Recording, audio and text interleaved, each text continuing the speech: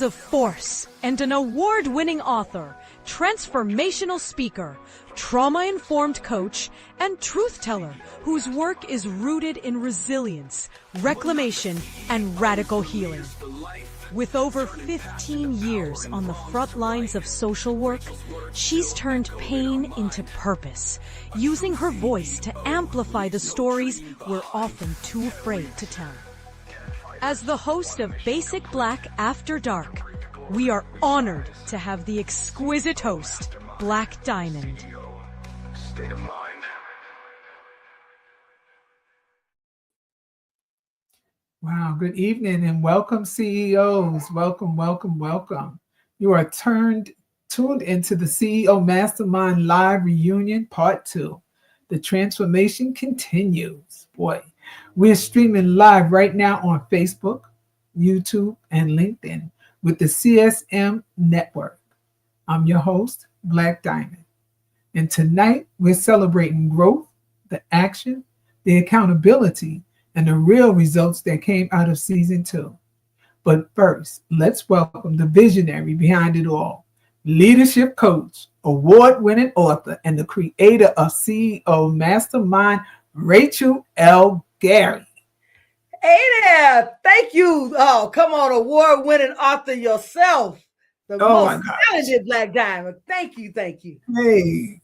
It is so nice to be here again, and thank you for letting me be here to host this show. I'm just so intrigued with everything that you guys are doing. My question for you tonight is, now that this is your second group of CEOs, how does it feel to see them winning?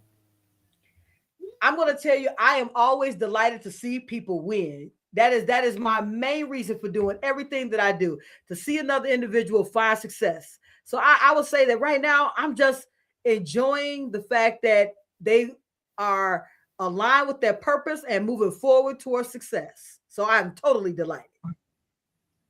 When you say success, it's beyond success. Rachel had season 2 packed with breakthroughs, from social proof check-ins to live accountability. It was 10 weeks of real transformation in motion. 10 weeks of the CEO Rachel. Can you believe it? Tonight, we're looking at what happened after the finale, the progress, the mindset shifts, and how these CEOs kept the momentum going. So let's bring back the powerhouses of season 2. The CEOs who showed up every week, faced their fears, and turned into goals that their goals was into gains. Welcome back, Amina. Welcome back, Shayna. And how you doing, Trey? How you doing?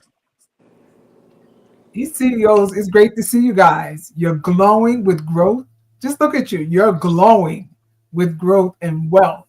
And we can't wait to hear what's happened since the show has ended. But you know what? Rachel coined it. It's not the ending, it's the beginning. So where are you now? All right, CEOs, the finale may be over, but the work continues. Let's find out where life and business has taken you since we wrapped up.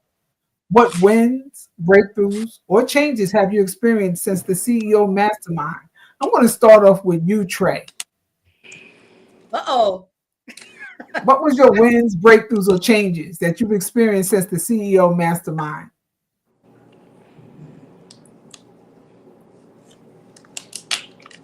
And you had 10 weeks of this with us. I know you're not shy. You have to get it together. Bring it together. He frozen in time. Yeah. All right. He was frozen in time on us, Black. Okay. All right. So we're going to move on to Trey. If you can, please let us know. What was your wins, your breakthroughs, or changes that you've experienced since the CEO Mastermind has begun? Yeah, it seems like he gone away now, Black. I don't know what happened to him. Okay, so we're going to move it right along, and we're going to go to Shayna. So I know you got some wins. I know there were some breakthroughs, and there was probably some changes that you've experienced since the CEO Mastermind. Tell us about it. Absolutely. So my name is Shayna. I am the founder of A Stiletto Decor, which is an interior design company. So I create intentional everyday living spaces, and working with Rachel on these past 10 weeks has caused me to hold up a mirror to my design processes. As we were just talking before the show, it's helped me to see what's working, what's not working, and what needs to be revamped. So I'm learning a lot about myself. I'm learning about, just how to basically provide A1 services to each of my clients that I deal with. Every client is different. And even though sometimes that requires me to handle each one differently, this 10-week program, this plan that she created has given me basically a blueprint to a system that it shouldn't fail if I actually work it the way I'm supposed to work it. So it's kind of giving me like a blueprint, a foundation on how to operate the business and really begin to start making some money. So I'm grateful for everything that I'm learning about myself and about my clients and just running a business, being the CEO of my own business overall. Wow, how does that feel being CEO, just saying CEO to yourself? I'm telling the world you're CEO. The best, because if y'all know me, I do not like to work. I don't like to work for other people. So being the CEO of my business, it's inspiring. Like that was my number one goal. Like my goal is not to have to go back to work. It is hard. It is very hard. It's very tight. But the feeling that I get when I'm doing my passion, decorating homes, creating these spaces for people that is going to create them an environment where they can thrive in. It's like I wouldn't trade it for the world. I just got to figure out how to make it work where it makes sense. Well, that's what the CEO Mastermind is about, is creating CEOs. Amina, tell me about it. What wins, breakthroughs, or changes have you experienced since the CEO Mastermind? Oh, yes, I'm proud to say that. And hello, everyone. Thank you for having me. I'm so glad to be here. I am Ms. Mina Brown Diva, Amina Salah Baker, the CEO of Ms. Mina Media. And just those 10 weeks, pretty much everything Shayna said, I just feel like I got structure. I got business together. I got everything together for my business so that it could grow. And my wins pretty much are just the clients that I've been getting, my consultations, and not only just the consultations, but the follow-throughs, the payments now, getting these clients. I got 2 reviews today from new clients. I sent Rachel a screenshot of it, like of my clients just saying like, you are the best, or thank you so much for the marketing tips and things. So it made a big difference in how I move in my business, how I show up pretty much for myself, and making sure that everything that I dreamed of is coming true, and that I'm building and making sure that my team, learns and we are building together and making sure that we are giving results. So I'm just feeling like after this 10-week program, I feel so accomplished. With my business. You see that goal behind her? Because she is solid gold. She is making things happen. She's making it move. We can't have some lessons behind the wins without the CEO Mastermind, Rachel. Her plan, we've talked results. Now let's talk lessons. What internal shifts made the biggest difference for you, Dion? I'm sorry, Trey. Are you back with us, Trey? Yes, I am. So what internal shifts made the biggest difference for you? Excuse me? What internal shifts have made the biggest difference for you? Because we've talked about results, and I want to get to you about your results too. We want to also talk to you about your lessons. But what shift made the biggest difference for you?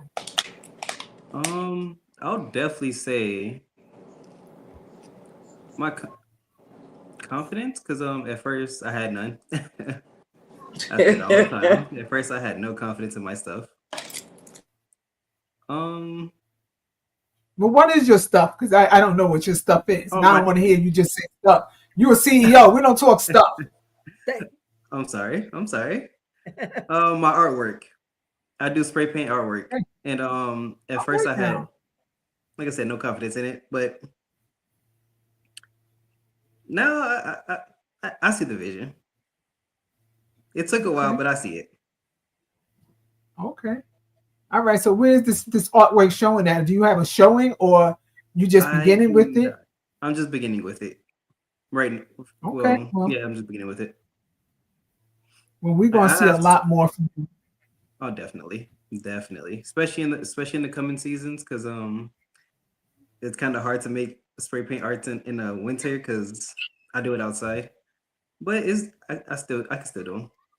just not as much Look, as we I got want. Black History Month coming up, so I used to better start getting that spray paint going on. We got a lot of stuff to be writing this Black History Month next month, and these schools need that Black History. We got what, 28 days? I know that's These right. 28 days. 28 days of stuff for us, because we need that, and we need you. We need people like you. All right, so I don't want to hear no negative talk. I don't want to hear them just beginning. You've already begun. You arrived. So what did you have to believe, release, or commit to in order to see those results? Shayna, what did you have to believe, release, or commit to in order to see the results that you have? That's a good question. I had to commit to the process, commit to, actually doing the work, committing to actually showing up for myself. I had to really learn discipline. So, you have these things in your mind that you want to do or that you're used to doing, or you think it's going to go, a certain way. But it's like I had to actually really be intentional about waking up, being disciplined, committing to the process, committing to the outline, because right before we started, like I was praying, like, God, I need a system. And then Rachel came with this 10-week, and it was easy for her to just put I think it was easy. The way she presented it to me, it seemed like it was easy, but like all of a sudden now I had this plan. So I had no excuse not to do it. Like I asked for a process and she created it. I didn't even have to do the real work to create it. I just had to do the work and be disciplined and committed to implement it. So that was a challenge for me because, especially like when you're not working a 9-to-5, like it can get hard to stay on schedule. It's just like, we were in COVID and, everybody's working from home. Like you have to develop a real sense of commitment and discipline to stick to the process. So that was a challenge, but it was, like I said, it was growth, and it was me just learning a lot about myself. Thank you. So Amina, what did you have to believe, release, or commit to in order to see that those was your results? You're on mute, sweetie. Oh, look at me. But yes, I'm going to those calls. Don't say look at me. You're taking those calls in the background. I see you. I would have to say it was two. I had to first believe in myself. I had to believe that I really could do it. And that my vision actually, could come to life, and that the things that I know that I want to see can happen. So I think I had to believe in that first. But then I really had to release some stuff. Rachel definitely in my plan, I don't know what anybody else's plan had, but in my plan, I had to let go of some stuff. I had to release a lot of stuff that was taking up too much of my time. Things that were taking my time that weren't making me any money. I had to really write down these things and figure out what I needed to get rid of. And then eventually when I started getting busier and started getting clients, then I started releasing more, you know what I mean? And getting rid of more distractions and things that probably are just in the way of us with our businesses. So I think I definitely learned to, in the process of growth, you do have to release. Wow.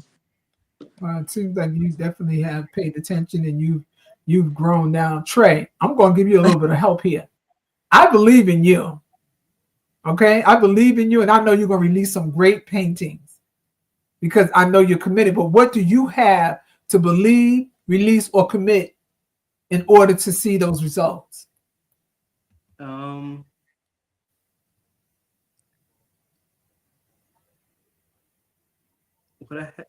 you repeat the question?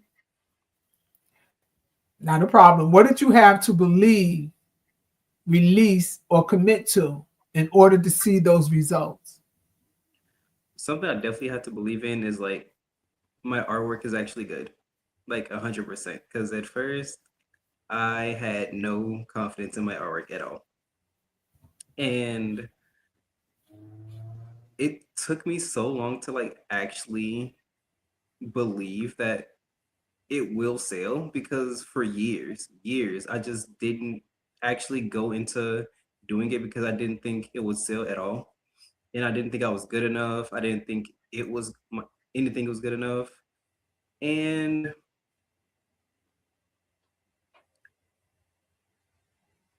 we're going to take that out of your vocabulary that you're not good enough. No, I said that's not even part of that. That's not part of your vocabulary. Not anymore. Not anymore. Not even a Okay. little bit anymore. I believed in the past. I believed my art wasn't good enough because I was comparing it to other people, and that was really bad at first. Instead of cinema as like an inspiration or something like that, I just kind of saw it as like competition, and I just like was like, okay, this isn't good enough. This isn't good, so I'm not gonna try and sell it. And I didn't believe it until I tried it, and people actually bought it. Actually, I have someone who wants to buy 10 art pieces right now. We're in talks of it right now, and at least 10. And he wants to buy 10 and 5 customs, maybe. He wants to see everything I have.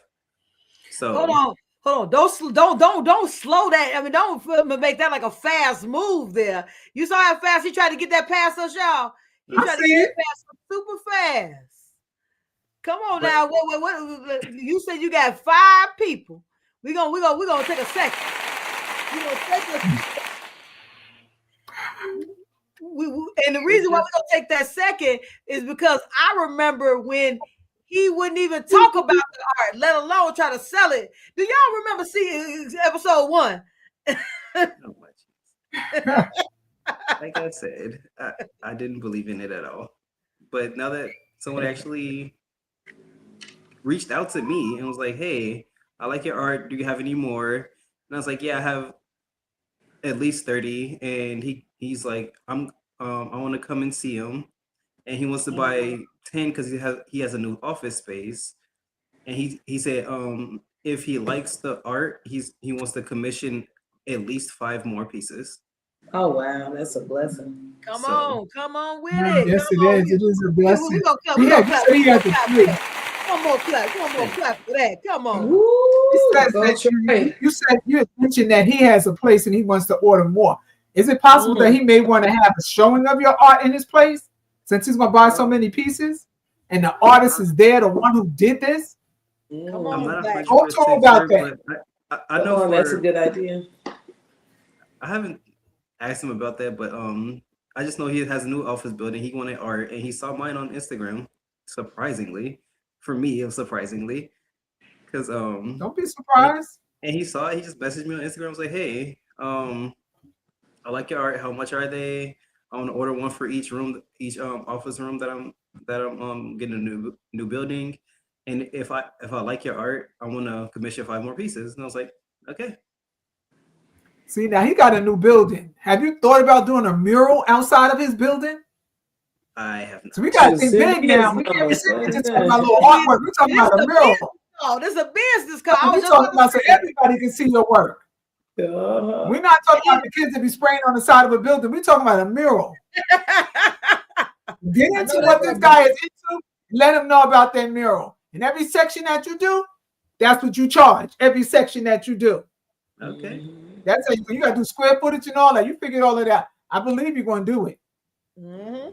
I'll talk to him about it today. First, get your 5 in there first. Get that first in there. You start talking about the mural. Get the 5 first. Okay. All right? Get that 5 first.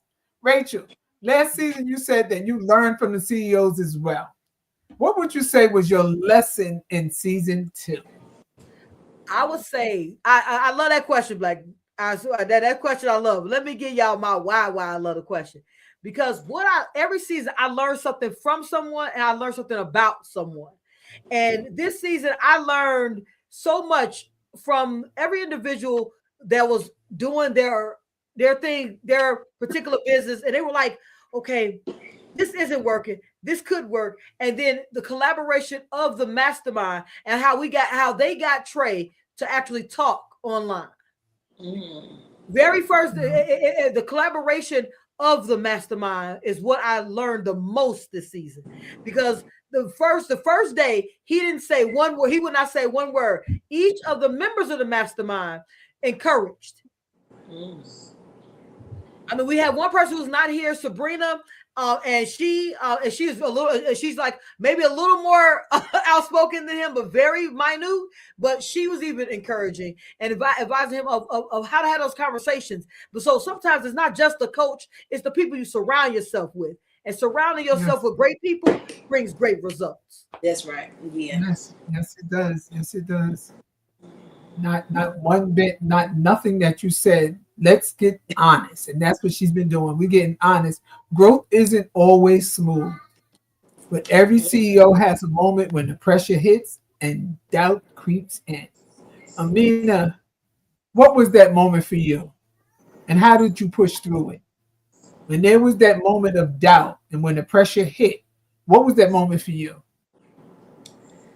I think the moment of doubt probably is usually when you just kind of stuck in a rut almost. I feel like it was times when I wasn't sure that people would really take everything that I was doing seriously, So I would have to say the doubt. And then I don't get a lot of sleep. So sometimes when I would just be so tired, sometimes I would literally want to just sleep, and I would have to fight that and say, I'm not gonna. Rachel would literally call me and be like, "Are you sleeping?" And I'd be like, "No, I'm not sleeping." I have to get up and do, because I was working overnights, getting off at 2 a.m. in the morning, and then still trying to be up and doing my business. So I was running myself down because I was also doing a lot of stuff, like I say, that's wasting my time. So, over the course of the 10 weeks, I kind of learned how to take that doubt out, get some more rest, really, push through, because I knew that the finish line, I'm not anywhere near the finish line now, but I'm nowhere going to give up. It's not even in me to think about giving up. You know what I mean? And especially with now seeing how the business is growing, I'm so proud of just like I told my team, November and December was really my time of molding, really starting to structure stuff, trying to make a big change as far as what people could see. Oh man, they really stepped it up, and I kept telling them, wait until the new year comes. A lot of people wait for the January to start doing something new. But I kept telling them, we starting early, because when you start preparing yourself and you start getting into the motion of doing something, when the new time comes, you ain't got to get ready. You already kind of set in motion. So I feel so accomplished in these first 2 weeks of the new year on my business. You know what I mean? I had people who really on the new year was like, I've been ready to work with you. And now it's now's your time. Now's my time. So it's I'm just seeing this coming in, and it's the doubt is really gone, because I'm seeing the growth, man. I'm seeing it, you know what I mean? And I'm proud to help my clients, you know what I mean? And I love the work I do. So it makes me feel good to see the stuff being done, So yeah. I had to get rid of that doubt, though. That's all that was. Yeah. So in other words, you set your New Year's resolution early. Yeah. You did that early. You did that waiting for January to lose that 10 pounds. I'm doing it now. I done lost all of that doubt. There you go. Love it. Shayna, same question. Every CEO has a moment when the pressure hits and doubt creeps in. What was your moment? I think my moment was when Rachel told me to raise my prices. I think that has always been a fear of mine. Kind of, sort of, maybe even, like how Trey said, it's I know that I'm good. I know that I'm passionate about what I do. I know that I love it, but sometimes it's hard to get people to see the value in what you do. And so when she told me that I needed to increase my prices, it wasn't until I had a project where I had to do the whole basement, and I did a lot of the labor myself and the design. And I was like, yeah, I'm raising my prices. It took me, but I wasn't confident enough to tell them what I wanted up front, So I think that was a really big challenge for me. And it still kind of is a little bit. I feel like, just me personally, I can either be on the very high end of the spectrum, or I could be on the very low end of the spectrum. So just trying to find my way to adjust upward, and where I could feel confident in charging, what I know, not even just the value, the design work that I do, but the labor that I put into it. I put hours into the work that I do, planning it, sourcing it, and then actually doing all of the installations myself. So at first I was scared. I was like, Rachel, people don't like that, we're not in the area for it. And she's like, well, go to the area for it, point blank period, go to the areas where they will pay for it. And then even, in areas where they may want it, but they may not see the value, but they still want the help. Then you can kind of, maybe work on not adjusting your prices or compromising or discounting, but basically she encouraged me to go to the places where they got the money at base, in short. And Let me tell you something. People it was believe good. one story.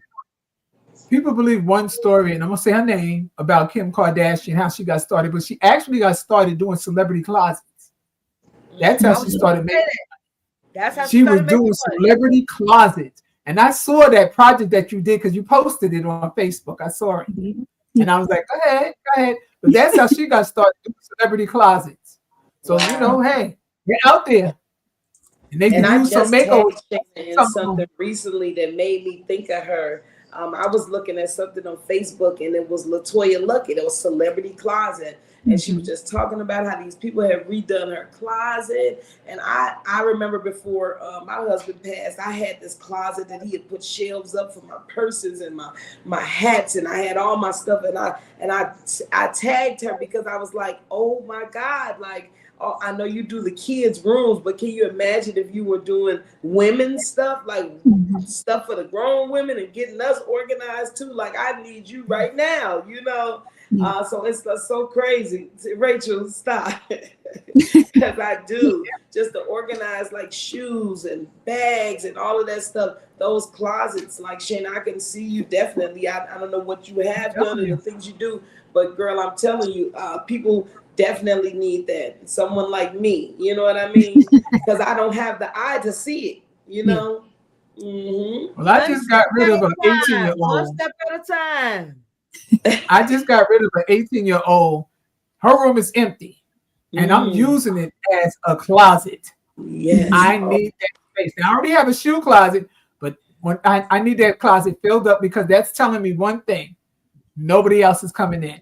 There's Ain't no good bed in there. Ain't no overnight guest. No bed, no couch, no nothing. Yeah. Everything is wall closed. No, because it's going to leave space. Oh, that's now, Trey, I ain't thinking about you.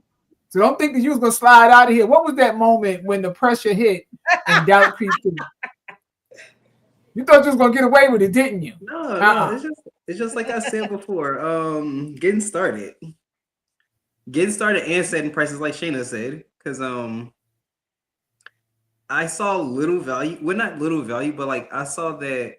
I mean, I thought that I like my art. I think it's good, but no one's gonna pay the price I'm putting it out there for, and that was really hard for me to like stick to my actual prices because some people were messaging me, hey, can you do it $50 cheaper? Can you do it for like $10? Can I get commission for like somebody asked me for a portrait for like $40, and I was like, no, thank you. First off, I don't do portraits, and second off, that's really, really low. Like the cheapest commission I'll do is $60 because it's not what I want to do. It's something that someone else wants to do. So I'm like, okay, I'll charge. Did you say 60,000? Or did you say 6,000? I heard 6,000. Okay, I just want to make sure I heard 6,000. I thought I heard the same thing. I heard 600. A little bit. I mean, for my small ones, but that 60 is for like mom or dad or something like that, and other relatives don't count. They go with the 6,000 too. Yeah, I don't know. Mom and dad, $60. Everybody else, I heard 600, 6,000. I didn't even hear the 6. I heard those numbers too. Yeah, I didn't hear those zeros. They made me have a little headache. Amina, tell me what kept you anchored when quitting might have seemed easier. I'm sorry, can you repeat that? What kept you anchored when quitting sounded like it was easier, when it felt like it was easier just to quit? What kept you anchored? These bills?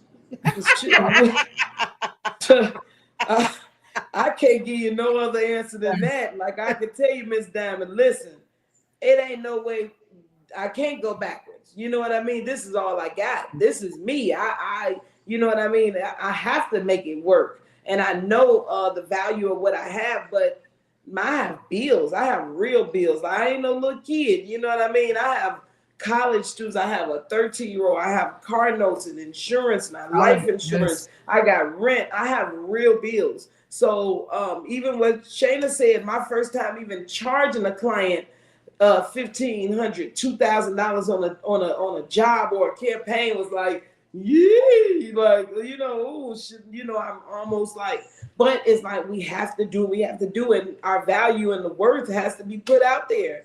So I do it for my family. I say, because I have kids watching me. I have, you know what I mean? Big salute to my Baker clan, my children. I have to keep this up, and it has to work because it ain't no other choice. If I just sit in my room, or if I just don't get up and do something, that's a chance that I'm missing out on an opportunity of making some money or networking with somebody, changing some lives somewhere. So that's really what makes me get up, because man, I have to. It is no stopping it. And it's like, I feel like the world, you know, I don't want to sound like a superhero or nothing, but I feel like the world needs me. You know what I mean? I feel like I'm a very unique person. They don't make people the same out here. You know what I mean? And I'm a genuine person, and I love to help people, and I want to see everybody shine. You know, I feel like it's enough sky in the sky for all us to shine. You know, you ain't got to dim anybody's light for yours to shine. So I just feel like that's just how my business should flourish. And my business, no matter what I'm doing, is always to help somebody. You know what I mean? So if when it comes to the legacy got to live on. My kids got to eat. So that's my why, and why I do it, and why I could never give up on the business. Is because these family. The minute you slow down is the minute somebody's ready to take your place. Come on. So don't just keep it moving. Shane, I'm coming to you too. Same thing, no problem. We're on here for. What kept you anchored when quitting might have seemed easier for you? The thought of going back to work. You know, and I'm not opposed to working. I don't mind doing, you know, a job that'll help fund, you know, part-time. But I remember I was mid-wall putting up the 3D wall panels, and it was so hard. Like, it was time consuming. And I was just like, if I stop now, what's my alternative? Go back to work. I'm not doing that. So let me keep on putting these panels up until I get through the process. It's just the anxiety of having somebody stand over me, telling me when I can go to lunch, when I can take vacation, what time to come in, what time I can go home. The thought of someone standing over me and telling me what to do that has no real benefit to me other than paying my bills, I don't want to do it no more. You know, so I want to be able to do what I want to do, what I love to do, what I'm passionate about, and make money on top of it. So, come on. I heard you once say that you took a leap out in faith. Do you still feel the same way? Absolutely. I feel like now I'm getting, I think the way I referred to it before is like when Peter stepped out on that boat and he was walking on water. I feel like I finally made it to the other end of the shore, but I'm at the part of the shore where the sand is still a little wet. I'm still trying to get my feet solid, but I'm not going back. Like, I'm not going back to the other side of the water. Leap of faith, and I'm still out here. All right, I trust God. Now, Trey, I'm not leaving you out. What kept you anchored? That's right. Right. Trey, what kept you anchored when quitting might seem like it was easier? When we went through our program, it was a why. Like, we had to have a why. And that is really, really, really what kept me anchored, because I want to travel. Like, I just want to travel freely and just go any place I want to go. I'm like, tomorrow I can, like, hey, let's go to Florida just because, and I want to be able to do that. And like, working for, like Shannon was saying, working for someone, you can't just like, oh, well, I want to go to Florida now. Oh, but I have to put in the PTO or the vacation time or whatever, and then like maybe get declined. And it's just something I really, really didn't want to do or deal with. anymore. And that's really been my driving thing, because like for as long as I remember, I just wanted to go to different countries, different states. And now I'm starting small. I want to visit every state and spray paint something in every state. Well, we're charging people $6,000, then you should be able to get there. Come on, Black. $6,000 to get you nobody but a bus ticket to Detroit. No offense, Detroit, but that's for me. okay. So we're gonna be charging that $6,000. Okay, you said that you mentioned the why. Mm-hmm. Well, why not with the CEO Mastermind, Rachel? I hope everybody's listening live. I'm saying it to you too. Why not with the CEO Mastermind, Rachel? Rachel, now we've seen more CEOs on the show. What happens that they aren't here? Ooh, the question was out there now. Okay. Black Diamond. I said this. Reached in the way. I said this. The biggest thing is that sometimes people have life challenges that they're not able to get over, and that's one. Two, the why. I say it every season. I say it when I talk when it's in the book of #Poverty to Six Figures. Inside of that book, it says this: your why has to anchor you. Shane, there you go. Your why has to anchor you. Black got it too. Come on, Black. Come on, Black. But your why has to anchor you. And sometimes sometimes your why isn't strong enough. That's why in the book I am very detailed on how to build that why. Because once Shayna and I want to go back to work, made her put in extra labor at what she was doing. Amina saying that her bills have to be paid and her kids need to have a role model. That anchors her. Trey saying that he wants to travel because the way he lives right now is not how he wants to live moving forward. Those are whys that anchor you and make you stand up and do things. My why is to build a legacy that lives beyond me to my great-grandkids and to generations to come. Build a legacy of truth, of strength, of perseverance, of resilience. To say I hate the word where people say Black people as a Black person. I'm not as a person in the world. I am able to touch individuals and touch individuals in a positive way. Those are legacies. I want people on my last days having that conversation when I'm on my last whispers of being able to talk, that last breath of air, that you changed my direction. I want people to say that about me for the rest of my life. And the only way to do that is continue moving forward through getting to that freedom having GPS. Yeah. Hey. Look at this screen full of leaders. We have nothing but leaders on the screen. Every challenge you face turned into clarity. Every setback became a setup for success. I want the viewers to flood the comments with applause, emojis, congratulations. These CEOs did the work and they earned that win. Rachel, there's a ripple effect in legacy, and that's what you was talking about. That's what I love most about this program, that it doesn't end when the show ends. The impact ripples out through families, which is what Amina said, businesses, which is what Shayna said, and communities, which is what Trey is doing now, reaching out into the communities. Each of you are now modeling what it means to lead with purpose. I know because Rachel is intentional. She is giving what she knows. I want to know, we all want to know, how did the book Poverty to Six Figures, Breaking the Chain to Gain Impact for your progress? Now, I went back to chapter 4, creating an action plan, and it had a great impact on me. But I want to hear from you. How did it? How did the book, Poverty to Six Figures, Breaking the Chain to Gain Impact, your progress? There's a call for action. And for everyone watching, Live, if you're feeling that spark, it's your turn. There's space for you. Season 3 of the CEO Mastermind is coming soon, and space is limited. Because you see Rachel looking down, she's getting them calls. She's texting people. She's answering them. So the space is limited. So head right over now to I gotta say something Black about that. It's funny that you say that.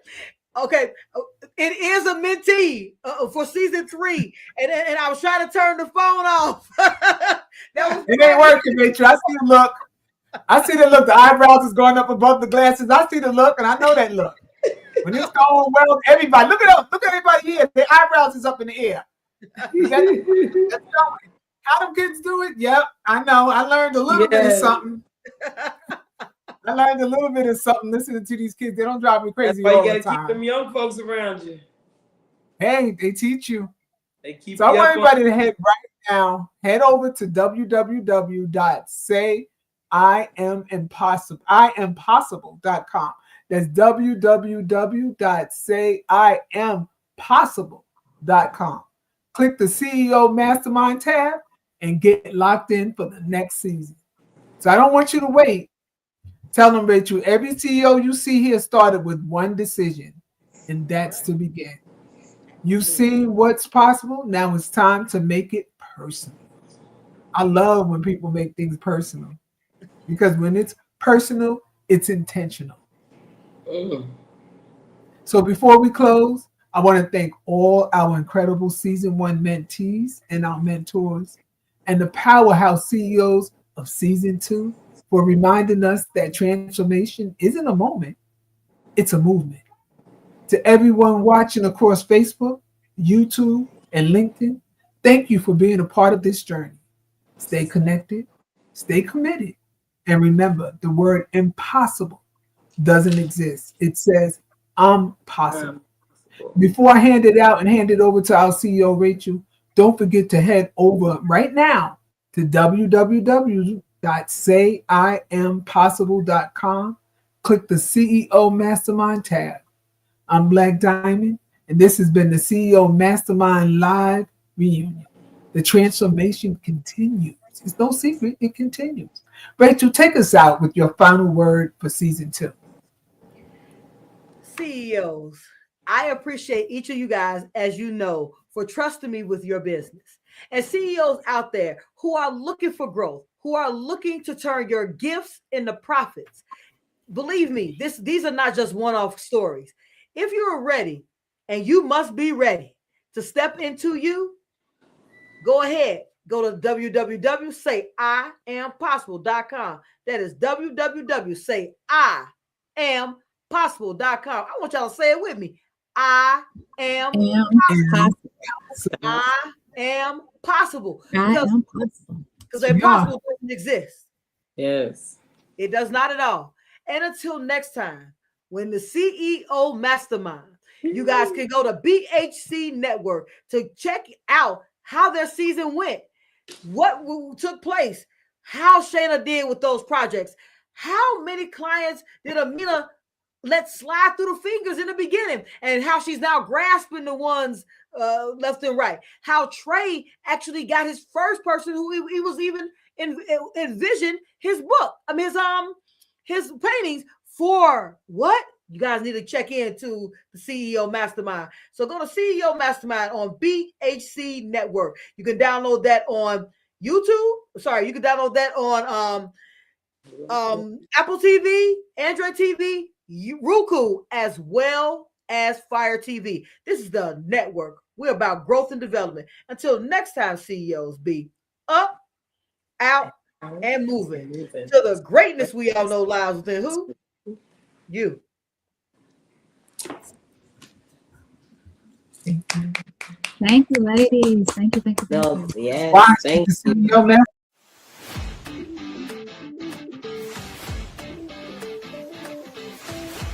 My questionnaire, the questions were just very exact and to the point of what I needed. And when I met with her in my one-on-one session, I found it to be very profound. Excited for this. This is something I really need and something I've been looking for a while. SMART is an assessment. Like, it asks questions that make you think deep about what you want your life to go. SMART is an assessment. The 10-week financial focus plan she gave me helped me to see it in a better way where it would make money. It was basically a reality. Something that looked like a dream, but in reality, it was nothing but a shift of mindset. It's a state of mind. Out and moving to the greatness we all know lies within who?